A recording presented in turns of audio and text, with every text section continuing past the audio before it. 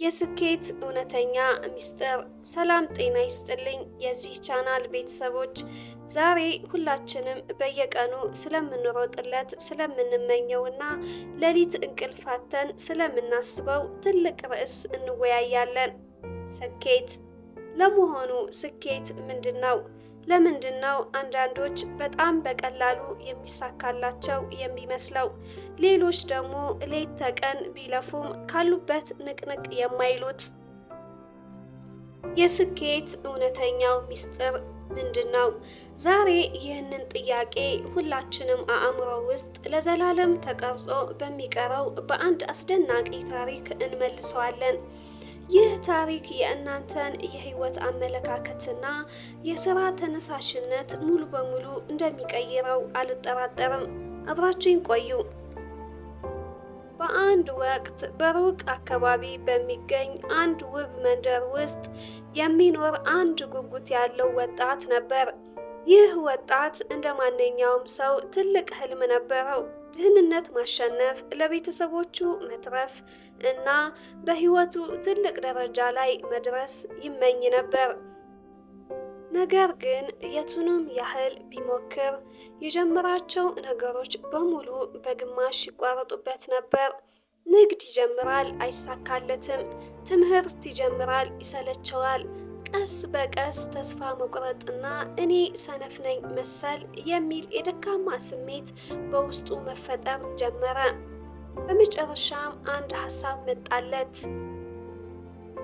በዚያ መንደር አቅራቢያ በሚገኝ አንድ ተራራማ ቦታ ላይ በጣም ጥበበኛና ስኬታማ የሆኑ የብዙ ሰዎችን ህይወት የቀየሩ አንድ አዛውንት እንደሚኖሩ ሰማ። ወጣቱም የመጨረሻ ሙከራዬን ላድርግ በሚል የስኬትን እውነተኛ ሚስጥር ፍለጋ ወደ አዛውንቱ ለመጓዝ ወሰነ። ወጣቱ ረጅም መንገድ ተጉዞ አዛውንቱ ዘንድ ደረሰ። በትህትና እጅ ነስቶ ከተቀመጠ በኋላ የልቡን ብሶት ማፍሰስ ጀመረ። አያቴ አላቸው፣ እኔ በህይወቴ ስኬታማ መሆን እፈልጋለሁ። ብዙ ጥሬያለሁ፣ ግን አልሆነልኝም። እባክዎን ንገሩኝ፣ የስኬት እውነተኛው ሚስጥር ምንድነው? እኔ የማላቀው ስኬታማ ሰዎች ብቻ የሚያውቁት ሚስጥር አለ ሲል በጉጉት ጠየቃቸው። አዛውንቱ የወጣቱን የፊት ገጽታና የውስጡን ጉጉት በጥንቃቄ ተመለከቱ። ከዚያም ፈገግ አሉና እንዲህ አሉት፣ ልጄ ሆይ፣ የስኬት ሚስጥር በቃላት የሚነገር ነገር አይደለም፣ ነገር ግን በተግባር ላሳይህ እችላለሁ።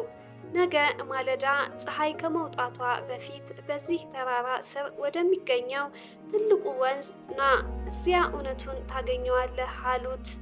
ወጣቱም በተስፋ እና በጉጉት ወደ ማረፊያው ተመለሰ። በማግስቱ ጠዋት ወጣቱ ገና ማለዳ ላይ ወንዝ ዳርቻ ተገኘ።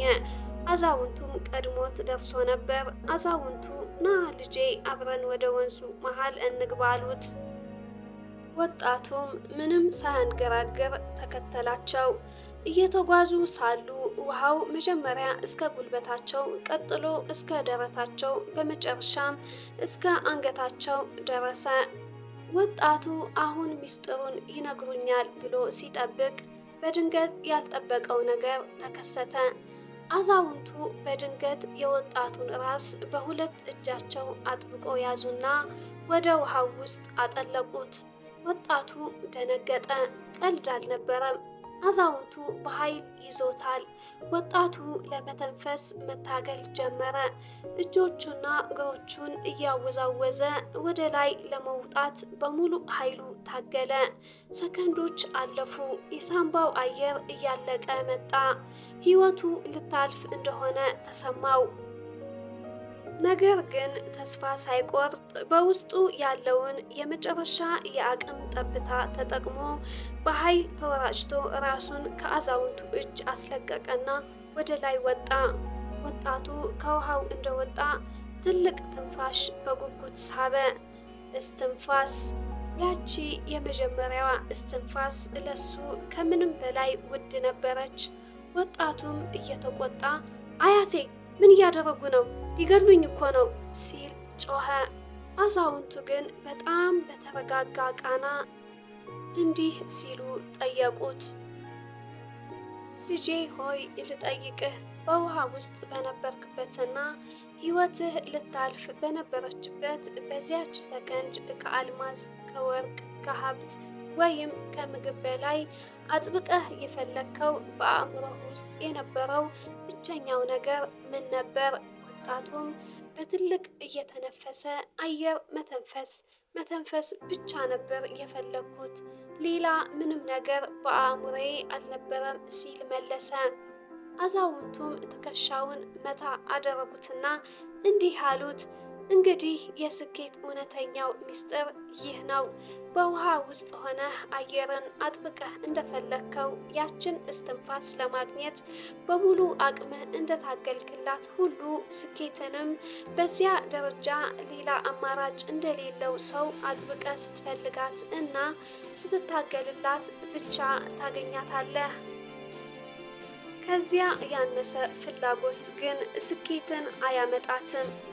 አዎ ውድ ተመልካቾቼ፣ ብዙዎቻችን ስኬታማ መሆን እንፈልጋለን እንላለን። ነገር ግን ፍላጎታችን ልክ እንደ ወጣቱ የአየር ፍላጎት የጸና አይደለም። ስኬትን እንፈልጋታለን፣ ነገር ግን ከእንቅልፋችን፣ ከምቾታችን ወይም ከደስታችን አሳልፈን የምንሰጣት ያህል አጥብቀን አይደለም። ስኬት ዝም ብሎ በምኞት የሚመጣ የሎተሪ ዕድል አይደለም።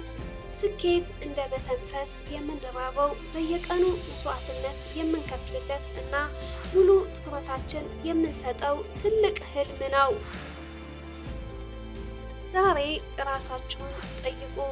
ለህልማችሁ ያላችሁ ፍላጎት ምን ያህል ጠንካራ ነው? ይህ ታሪክ አዳዲስ መነሳሳትን እንደፈጠረባችሁ ተስፋ አደርጋለሁ። ቪዲዮ ከወደዳችሁት ላይክ አድርጉ። ለሌሎች እንዲደርስ ሼር ማድረጋችሁና አዳዲስ አነቃቂ ቪዲዮዎች እንዲደርሳችሁ ሰብስክራይብ ማድረጋችሁ እንዳትረሱ። በሚቀጥለው ቪዲዮ በሌላ ድንቅ ርዕስ እስክንገናኝ ድረስ በጠንካራ ጥረት ወደ ህልማችሁ ተጓዙ። አመሰግናለሁ።